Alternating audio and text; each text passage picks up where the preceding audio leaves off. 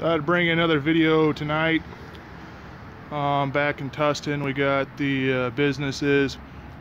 You know, you need a face mask, social distancing boxes, letting people know, hey, keep apart.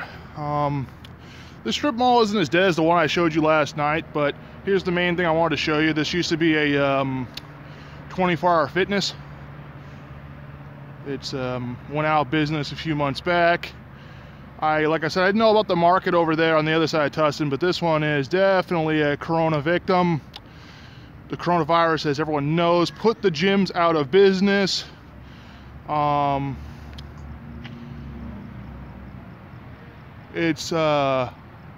don't even know what that says. I think this is just an advertisement for this strip mall in general. Yeah, there's all the names of all the businesses.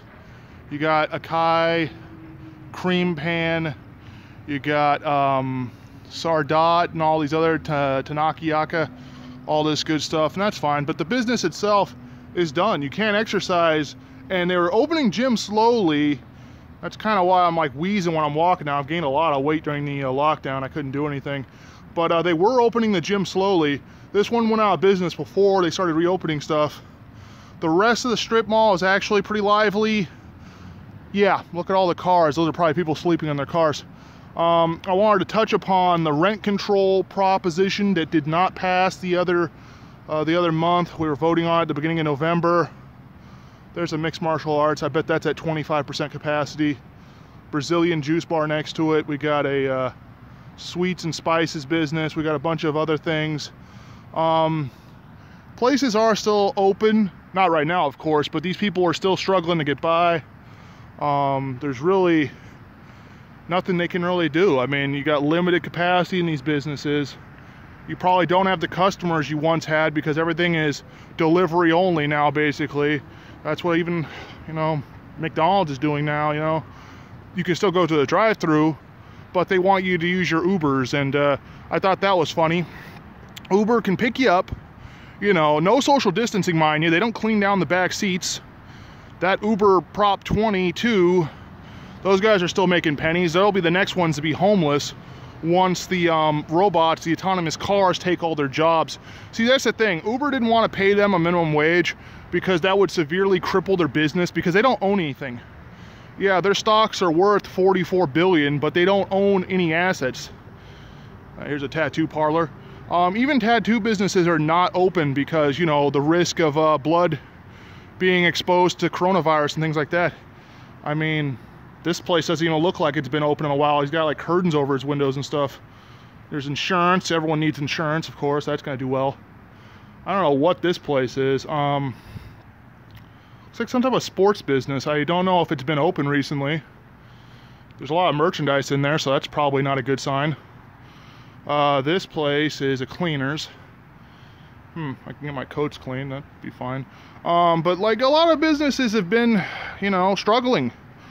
And I wanted to touch upon all the parked cars. Now, these could be people at work. Again, none of these businesses are open, so I don't know who else they'd be, but no one's in their cars. But I was touching upon the issue my last video, and I wanted to talk about in depth. You got people sleeping in your cars. That's been a thing ever since the Obama administration, basically the Great Recession. He did a wonderful job handling that, sarcasm alert. And a lot of people, yeah, they're not doing too well. They're still not doing too well, even though Trump did his best to fix the economy. Coronavirus came and people are looking at becoming homeless again. And my whole point I wanted to bring up with the proposition, the rent control proposition, I think it was Prop 21. I'd have to look into that and try to remember the number, but that's not important. The issue was that after 5 years of a structure being built, I believe they could look into possibly capping the rent.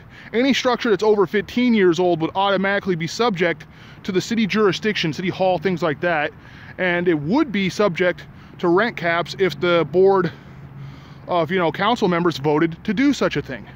Now, why are rent caps important, you're probably asking?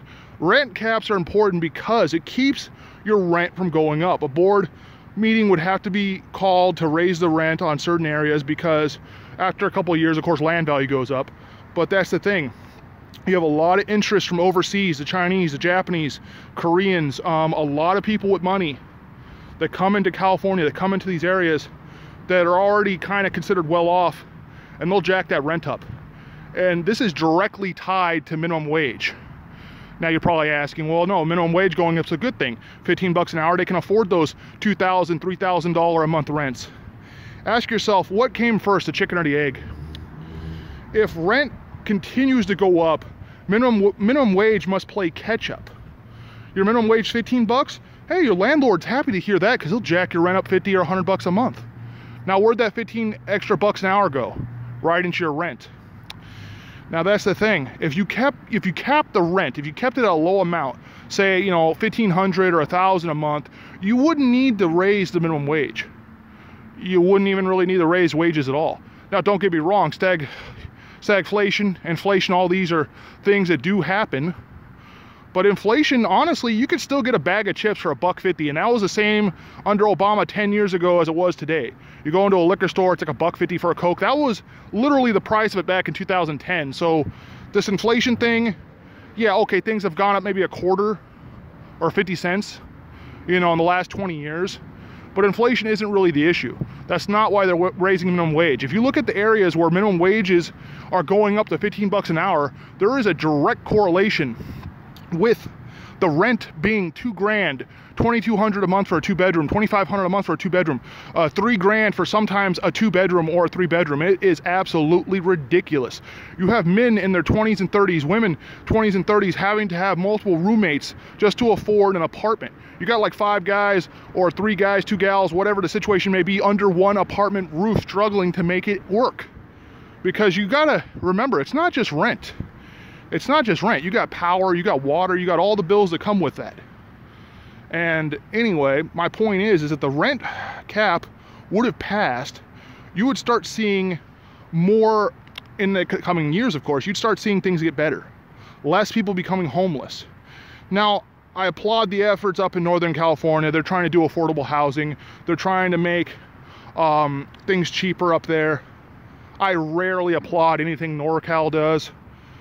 They never do the right thing, but they're trying. They're trying to build houses for homeless. Newsom was trying to put people in the hotels during coronavirus. Well, during it, it's still happening, but his Operation Turnkey, I don't know how successful that was. We saw what Operation Turnkey was in its infancy back up in Anaheim. OC Pussycat, you know exactly what I'm talking about. They put all the homeless people into these hotels, one at which I was a guard at. I worked night shift guarding the place, sometimes watching the front desk, and I have numerous videos, if you look back on some of my early stuff, where these guys would come in. You had good hobos and you had bad hobos. You had hobos that were mentally insane. Basically, they would destroy a room. I have videos of that. Look back on that. Anyway, I'm going to cut it short and sweet. I've said what I've had to say. This business is out of business. Strip mall struggling. And look into rent caps and minimum wage and understand there is a direct correlation. You stop the rent from going up, you don't need to bump up the minimum wage. Minimum wage drives goods go up. That's why things get more expensive when you go to the grocery store. That's why a box of cereal is $5. All right, you guys stay safe out there. Have a good night. Take care.